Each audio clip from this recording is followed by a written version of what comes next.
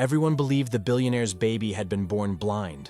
The doctors confirmed it. Specialists gave up, and even his own father lost hope. For months, the child lived in silence, never reacting, never smiling, never seeing. But then a new maid was hired. She had no medical training. She wasn't part of any team. She was just there to clean and help around the house. But what she noticed changed everything. One small moment during a simple bath revealed a truth that no one else had seen. And from that day on, nothing was ever the same again. Before we dive into this incredible story, don't forget to subscribe to the channel and hit that like button if you're ready for a tale of hope, deception, and unbreakable bonds. Oh, and comment below where you're watching from. We love hearing from our global family of story lovers.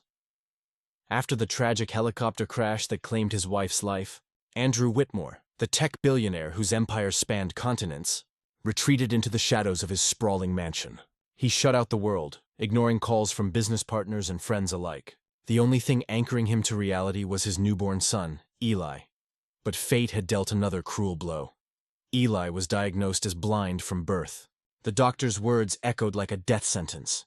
His eyes showed no response to light, no flicker of recognition. Andrew's heart shattered anew. He poured his fortune into consultations with the world's top specialists, flying them in from distant cities. But each one shook their head in defeat. Irreversible, they said. Nothing more can be done. Andrew refused to accept it at first, but as weeks turned to months, hope faded like the dimming light in his son's unseeing eyes. Eli's world was one of perpetual quiet. He didn't cry like other babies, didn't gurgle or reach for sounds. His tiny face remained expressionless, his gaze fixed on an invisible void. Andrew took on the role of sole caregiver, dismissing nannies and nurses. He couldn't bear the thought of strangers handling his fragile boy. Mornings began with Andrew lifting Eli from his crib, whispering words of love that went unanswered. He'd open the curtains, letting sunlight flood the room, shaking rattles and playing melodies on colorful mobiles. Nothing. Eli's head might tilt slightly, but there was no spark, no joy. Andrew tested everything. Bright toys, soft music in different languages, even gentle touches to see if warmth registered. Still, silence. The mansion, once alive with laughter and grand parties, now felt like a tomb. Echoing hallways, untouched rooms filled with unused baby gear. It all mocked Andrew's desperation. Nights were the hardest. Andrew would sit by the crib, watching Eli's chest rise and fall in shallow breaths, his half-open eyes staring blankly. Questions tormented him. Does he feel my hugs? Does he know I'm here? Grief over his wife blended with frustration, turning into a numb routine.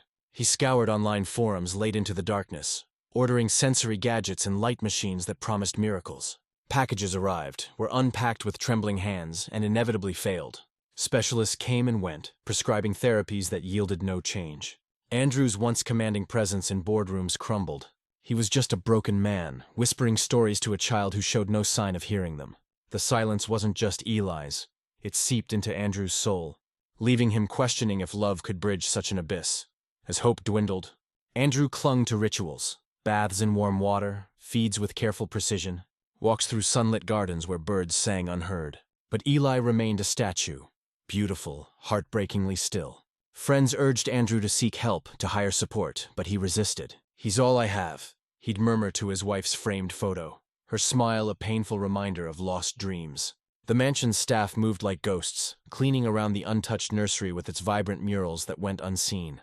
Andrew wondered if Eli dreamed in colors he couldn't perceive, or if his world was eternal night. In those quiet hours, doubt crept in. Was he failing as a father? Had he missed some hidden sign? The weight pressed heavier each day, until one decision changed the course. A simple ad for a live-in maid, someone to maintain the home while Andrew focused on his son. Little did he know, she would see what no one else could.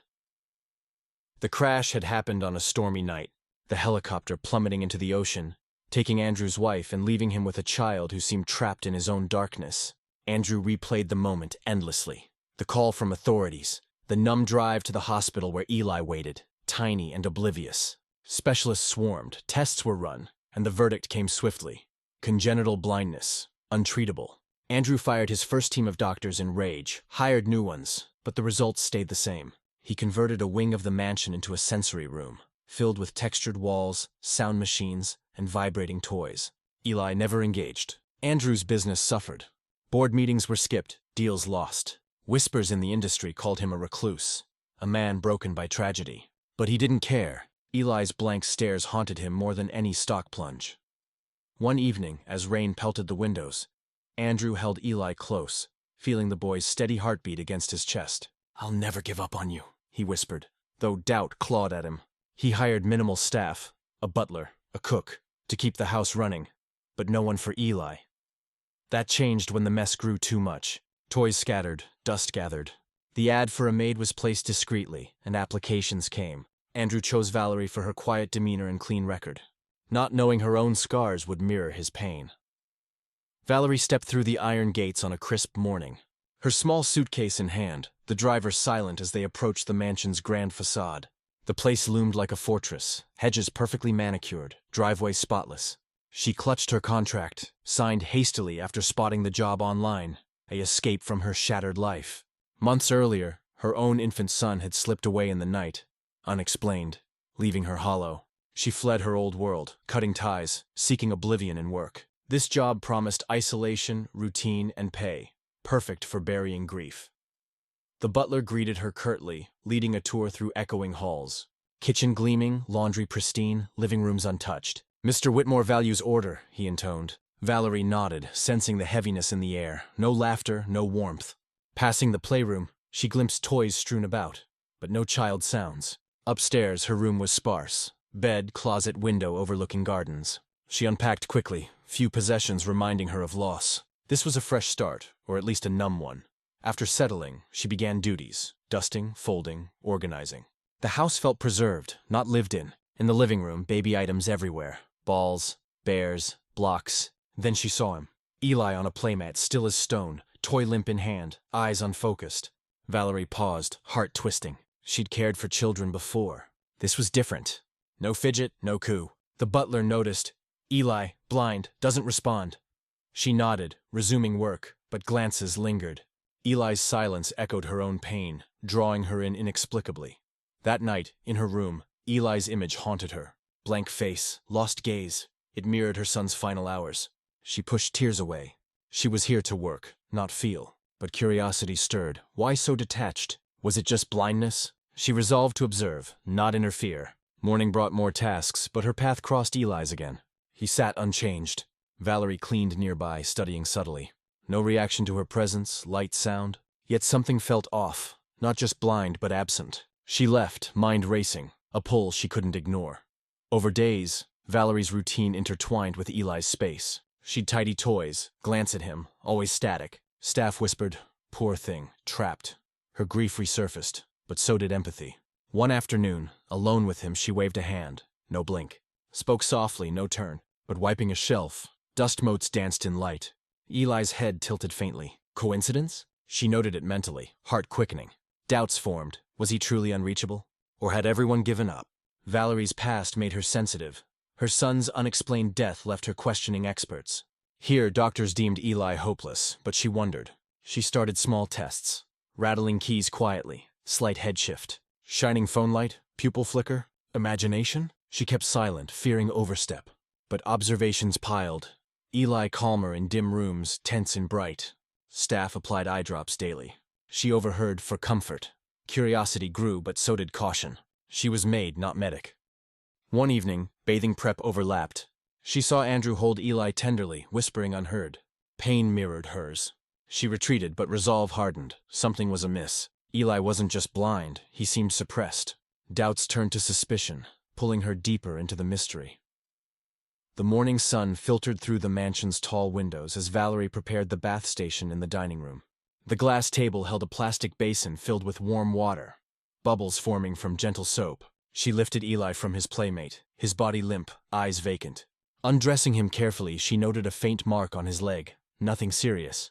Lowering him in, she supported his head, sponge gliding over skin. Routine, until the sponge neared his face. Foam slipped near his eye, he blinked. Soft, deliberate.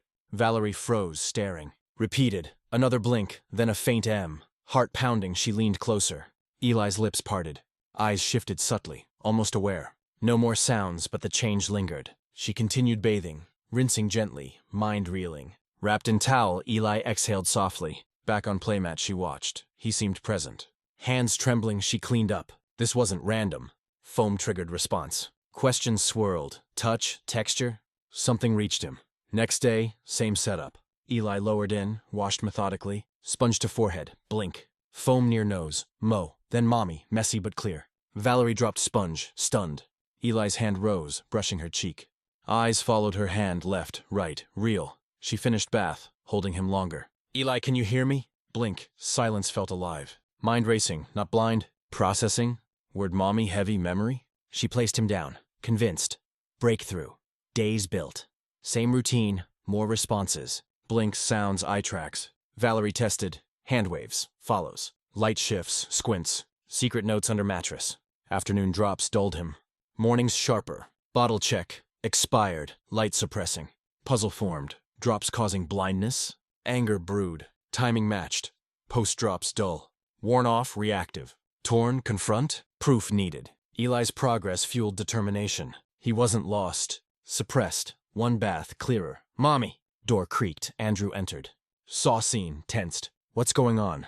Eli turned, looked directly, smiled. Valerie whispered. He saw the foam. Called me mommy. Andrew crouched, disbelieving. Eli splashed, repeated, mommy? How long? Few days. Andrew touched shoulder. Eli blinked. Lifted out, held close. Realization dawned. Change undeniable. That night, Valerie knocked on Andrew's office. Explained all. Blinks, words, drops suspicion. Andrew dug files. Dr. Kelzer, license revoked. Research confirmed. Drops blurred vision. Stop them now. They watched Eli sleep. Andrew whispering promise. Guilt hit, but hope rose. Valerie's words. You did best. Now better. Shift. Fight began. Records reviewed. Unethical treatments exposed. New specialist, partial vision, drops suppressed.